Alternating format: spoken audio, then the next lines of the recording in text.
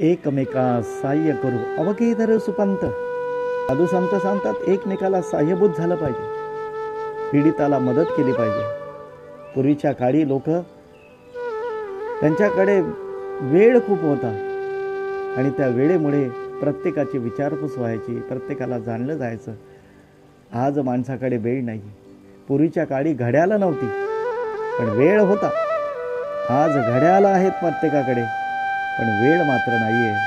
आणि म्हणून माणूस अगदी स्वतःच्या कामामध्ये व्यस्त झाला आणि त्यामुळे तो एकटा पडला. साधू संतांनी सर्वांना एकत्र करून हा परमार्थाचा आनंद उपभोगला. म्हणून आपण सुद्धा प्रत्येकाच्या संपर्कात राहिलं पाहिजे, एकमेकाला भेटी दिले.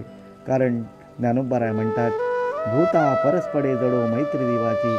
प्रत्येकामध्ये देव पाहण्याची क्षमता आपण एकमेकाकडे गेल्यानंतरच होईल, हे आपण आपल्या जीवनामध्ये ठरवलं पाहिजे. रामकृष्ण.